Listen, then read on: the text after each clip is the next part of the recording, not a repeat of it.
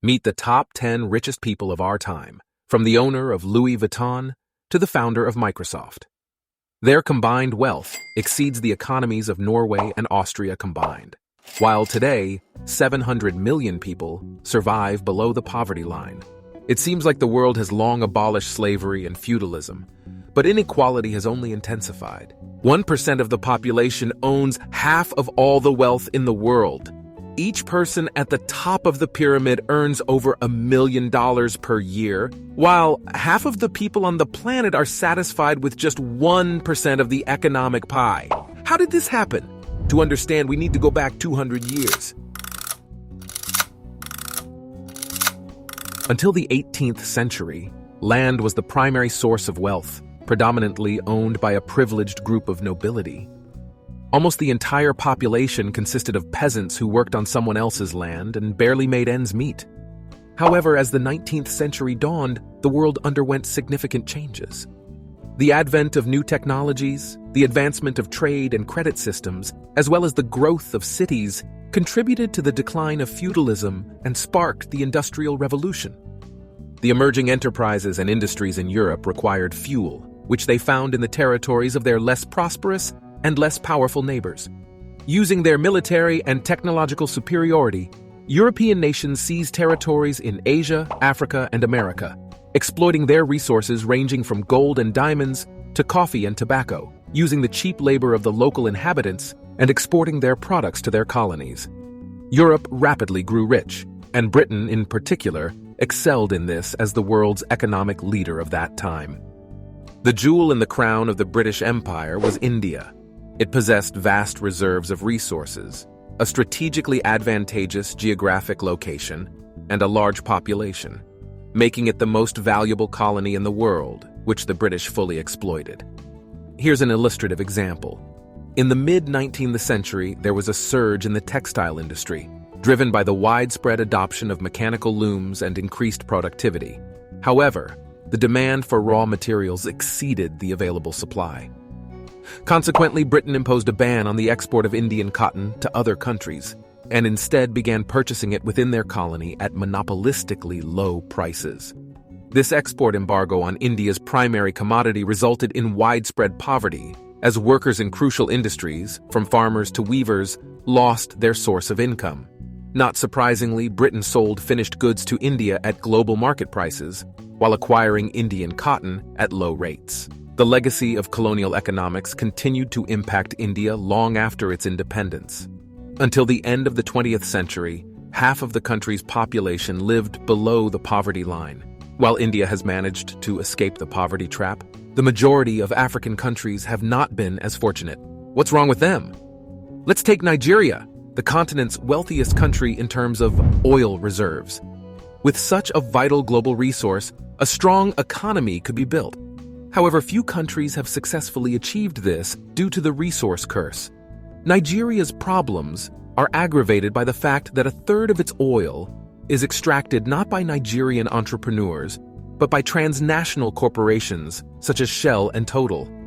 To give you an overview, the African revenues of transnational corporations exceed international aid to the entire continent by threefold. Colonial relationships have not disappeared. They have merely transformed. Dominant economies relocate factories to poor countries, employing cheap local labor and exploiting inexpensive local resources. As a result, residents of African countries south of the Sahara are not just poor, but deeply impoverished, surviving on as little as $2 a day. Dostoevsky succinctly described the difference between poverty and destitutions. In poverty, you still retain the nobility of innate feelings, but in destitution, never and no one. Now that we've covered the poorest countries, primarily former colonies, what about the rest of the world? Take any European or CIS country and compare it to the Congo or Somalia.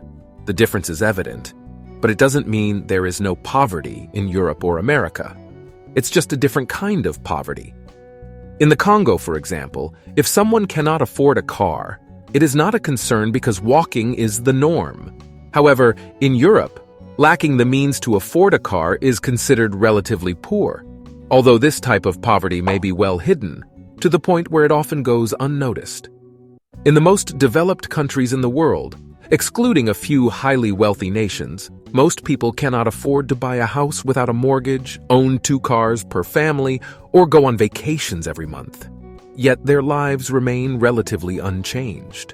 Although the economy grows by a few percentage points each year, where does this growth go? It primarily benefits the wealthiest individuals. If you find this hard to believe, allow me to demonstrate.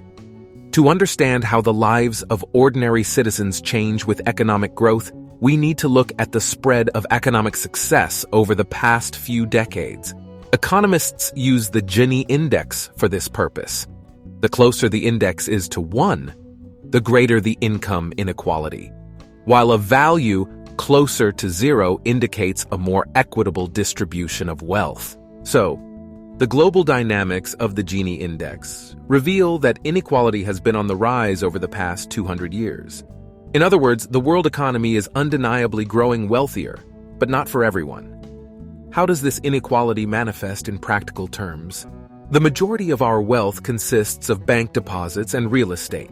Yes, some invest in securities, but this is often just a small portion of their retirement savings. However, among the top 10% of the wealthiest individuals, the asset structure is completely different. They own real businesses, and real estate represents only a third of their wealth, with the majority of their wealth being tied up in financial assets. As individuals become wealthier, this share of financial assets becomes even larger. Wealthy individuals do not spend their increased income because they already have enough to live on. Instead, the growth of their wealth comes from the increase in the value of financial assets. On the other hand, for most of us, when we experience an increase in income, we tend to raise our level of consumption in an attempt to escape relative poverty. We buy new phones, upgrade our cars, or invest in a home. Can you feel the difference? So let's introduce progressive taxes.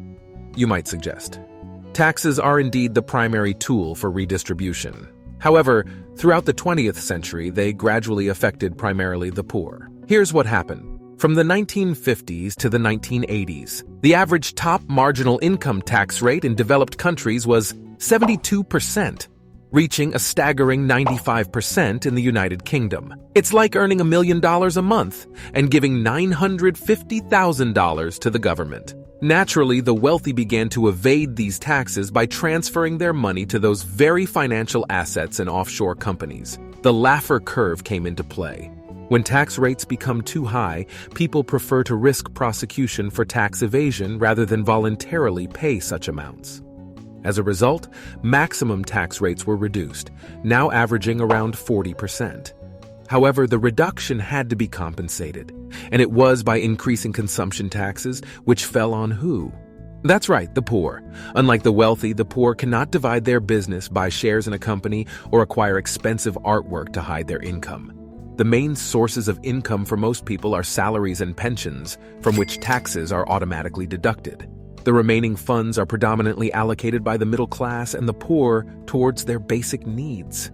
There is little room for real investments in such circumstances. It turns into a vicious cycle. Former and current colonies are condemned to poverty, while developed countries are plagued by inequality. Can anything be done about it? Actually, the situation is gradually changing. In the early 90s, 38% of the world's population lived below the poverty line, whereas today it's only 8%. This can be explained by the fact that over the last 30 years, especially during the 2000s, the global economy has been growing actively, the internet has emerged, and education has become more accessible. But the recent progress has been more modest, which means that poverty will decrease at a slower rate. It is extremely difficult for impoverished countries to escape the colonial trap. In such nations, children lack access to proper education, not only due to the absence of good schools, but also because they must spend their time fetching clean water and food instead of studying. For countries with a somewhat functioning economy, obstacles arise from politics, long-standing territorial conflicts, and corrupt officials who, in their short lifetime, try to accumulate as much wealth as possible, undermining the chances of their country's escape from poverty. Such economies struggle to attract investments, and without a strong leader, preferably one who discovers oil or exploits another unique resource within their territory, escaping the poverty trap is nearly impossible. When a country emerges from absolute poverty, it falls into relative poverty because higher economic indicators do not guarantee equal wealth distribution. Let's recall Nigeria, which has the highest GDP in Africa. Among affluent countries, only in Northern Europe people live relatively equally. As we have learned, high taxes exacerbate inequality, so other economic levers need to be utilized. However, it cannot be claimed that governments are not working towards this goal. They establish minimum wages, allocate quotas for free education, and attempt to implement anti-monopoly regulations. But the progress is slow, mainly because the rich elite, who push their own interests, still remain as the conduits of major economic decisions. Put yourself in their shoes. Would you agree to pass a law that reduces your income?